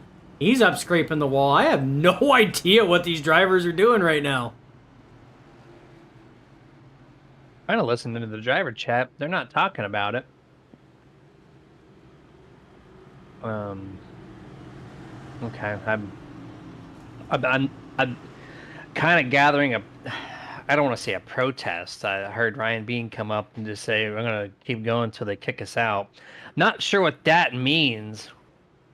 I'm confused. I saw nothing ill going on tonight at all. Oh, the team. Okay. What? There's got to be a protest, something going on between this team compared to somebody else because they are just playing bumper tag on this restart, Dustin. But we can't keep. I don't know. This is the oddest That's thing I've ever called in a 4 years of thing. Yeah, strangest here. thing that I have seen, and I don't know, but man, they just stacked up the whole field. Oh, and they took out Timothy Watson. Oh, Ryan Bean intentionally wrecks himself across the field. Oh yeah, well, wow, what just happened? there's no caution. How? Wait, is it over? I'm so confused. Why is the checkered flag out? We're 143 laps into a 175 lap event. All right. Well, I'm at a loss on this one, Jeremy. Not sure why the checkered flag. It looks like yeah, as well. This is the oddest thing you've ever seen ever on a broadcast. We cut this race 30 laps shy. I've never had that happen on a broadcast, Jeremy. In 300 productions, this is a first. The race time, there's still an hour left in the session. No, the race is unofficial is an hour and 20 minutes, actually. Was there a time fault? Because they had an hour and 15 minutes in qualifying. That was not intentional. And they might have shortened the race time. Yeah, the race it was only an hour and 20 minutes long, so we had no idea. They were beating the clock. Okay. Not the lap counter. Not the lap counter. It was a clock counter on that one. That's why he was wrecking the wall. Wow. Yeah, so odd, strange turn of events on that one, Jeremy. That we've never had a race where they had a clock count that they had to beat on that one. There's still an hour remaining in the session, though. They don't usually have an hour runoff time. It's just I don't know what's going on, but needless to say, I think it just ended by time and kind of snuck up on us. We don't have that problem usually ever. There was one race, I think early this year, that we had it within like 10 minutes to spare, but never this cut early. So apologize for all the weirdness that happened there, but that's the race. It is not the Waterford Concepts 175. It is the Waterford Concepts 143. And this race is over. I got and you, it's Jeremy. won by Bob Fitzpatrick. Are you going to edit this in real time? We're going to check the upper right-hand corner of the screen here.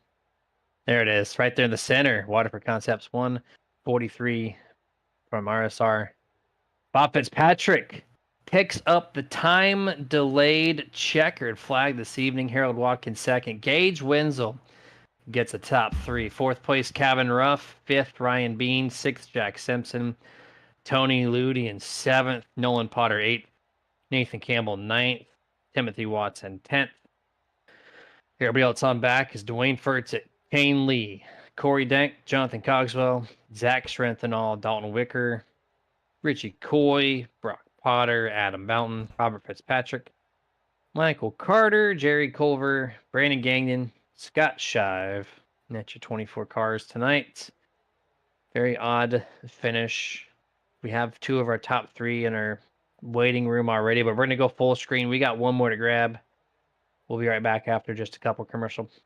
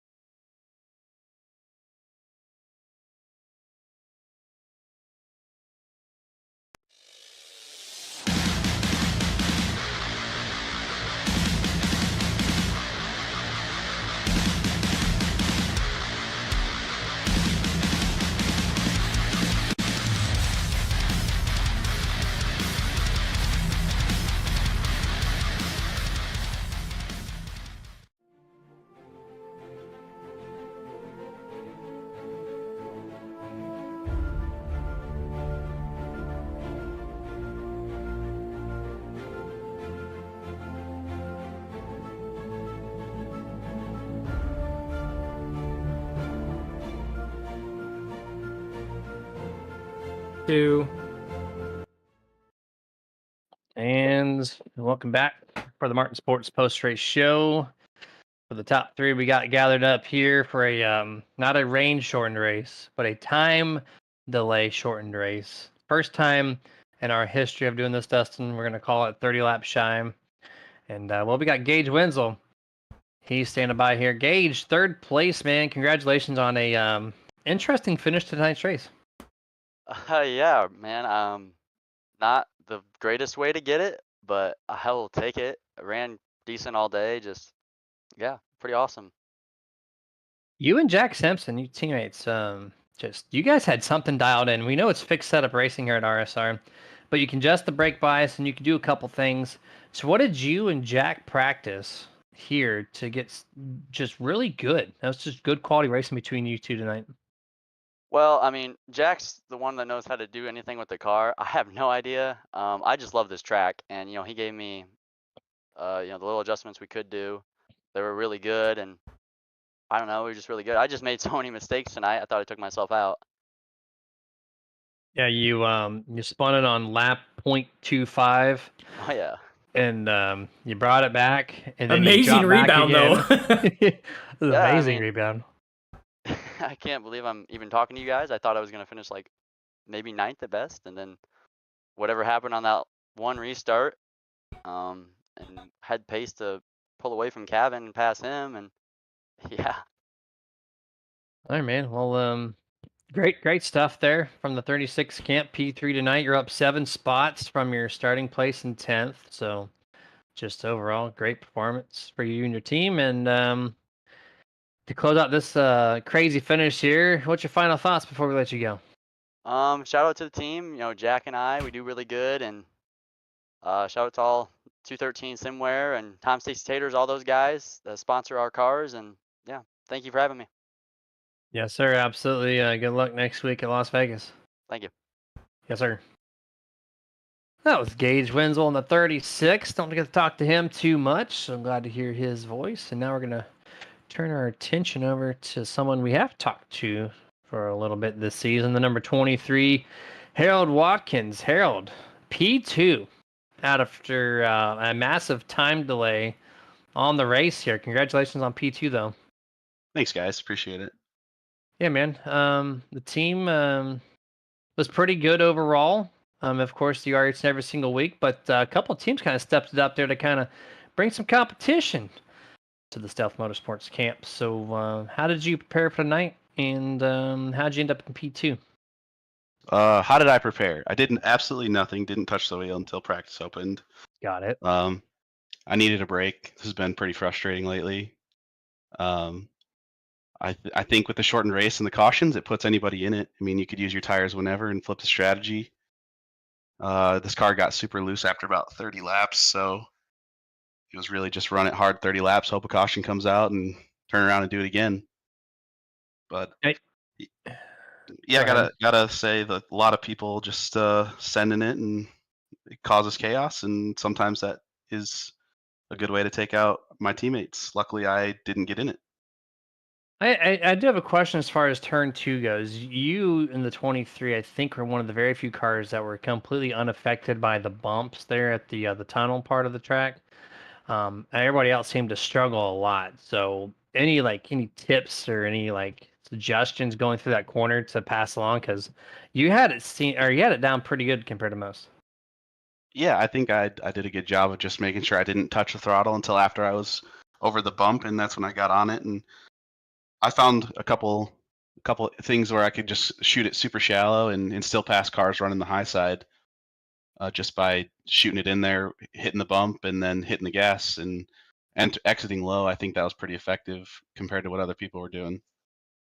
Okay, so just not touching the throttle on the bump. That seems pretty straightforward there after you say it, because that thing was just chaotic. It spun out so many different cars. And so shout out to you for figuring that part of the track out alone and getting second place.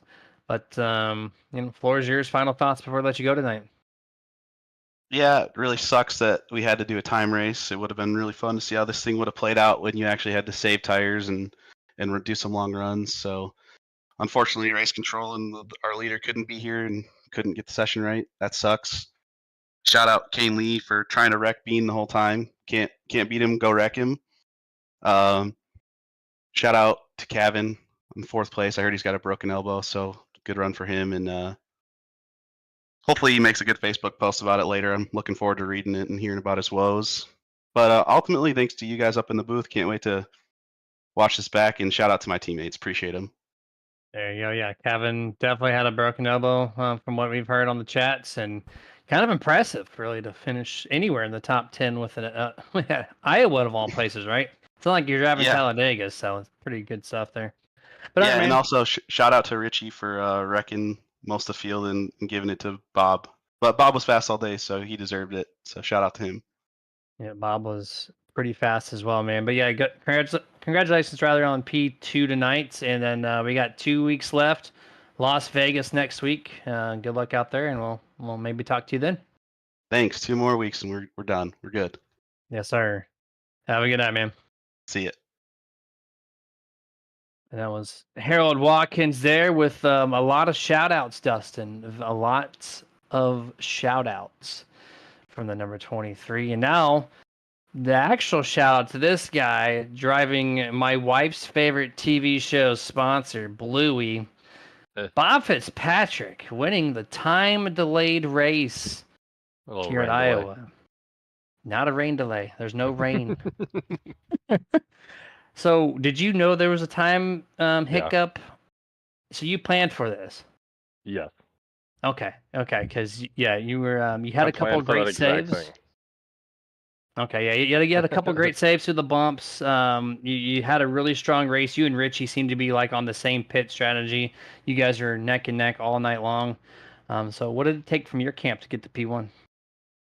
Yeah, I thought I screwed myself with a second to last caution when Richie ended up getting tires, and I just went in for fuel. And I don't know why me and Kevin were thinking about enough fuel for the end of the race when we knew we couldn't make it. So that was a hiccup, and then we went to the back, and I thought that was gonna ruin the whole night for us, but we got that other second caution, and then I got tires and worked my way back up there, and there's that big pack before that last caution, and I knew it wasn't worth pushing through because the odds of that coming out of that without a caution were slim. And then they went 4 wide, and caution came out, and I had way more tire than needed at that point. And then that All right. restart there at the end, kind of got lucky, 6th to 1st in turn 1 and 2. Yeah, right. Kind of helped you propel up there for sure, and you had a strong car all night long too. How was the turn 2 bumps for you? I just talked to Harold Watkins just before you came up in here, and he said it was all about throttle control, Yeah. nothing else you could really do. Did you kind of have a throttle delay as well when you went over those bumps?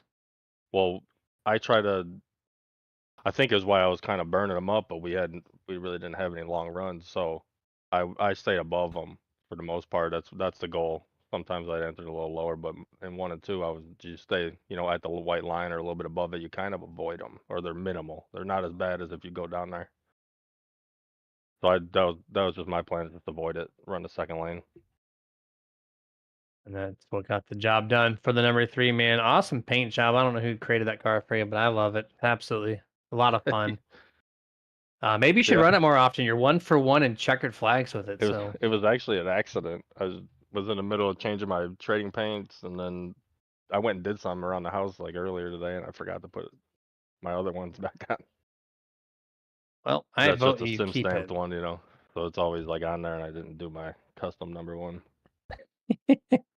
10 for that, man. Well, congratulations on the win. That's awesome to see you up here getting a checkered flag this season. Any shout outs before we let you go tonight? Yeah, just the front row. We love racing with each other, but then you guys do a great job, and then the wife for letting me do this on Tuesdays, putting all the kids to bed. Absolutely heard that. She does that for me on these broadcast nights too. So absolutely hear that, man. Well, congrats once more. Awesome job. Good luck next week at Vegas. Can't wait to see what you do there. All right. Yep. Thanks. Have a good one. You too, man. And the softly spoken race winner Dustin picks up his first checker flag of the season, and sounds like he's been doing this week in and week out. But what a way to finish today! Like I don't have much words left to describe this race. Very fun race. A lot of bumps in turn 2, a lot of spin outs, lots of contact, and we're 40 laps shy of making it to the end. So, what's your thoughts, Dustin? I mean, the racing that we've seen,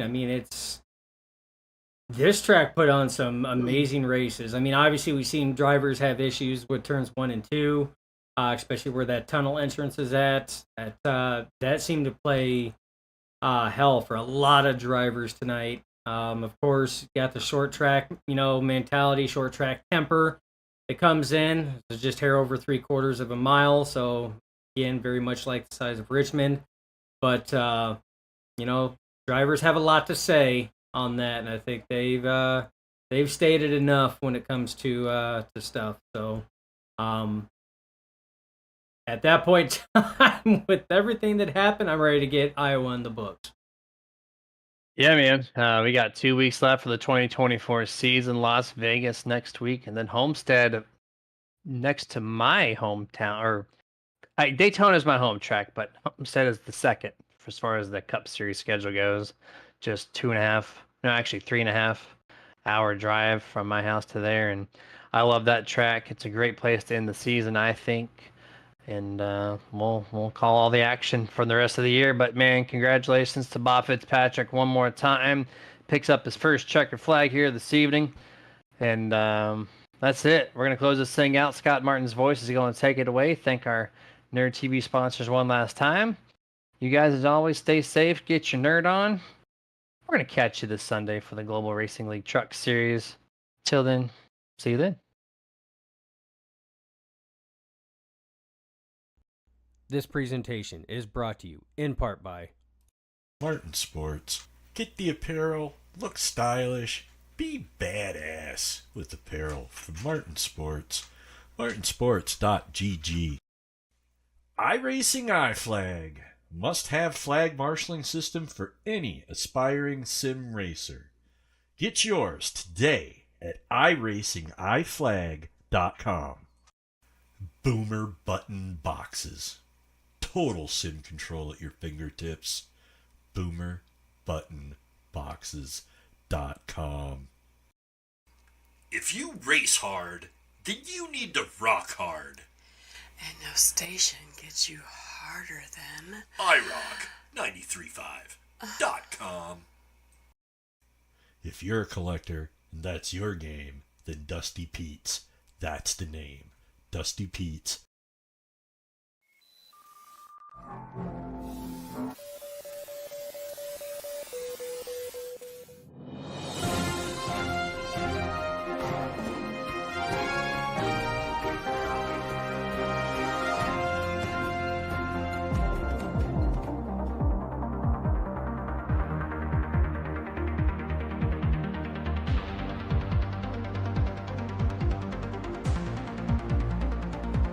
Back when nothing truly mattered.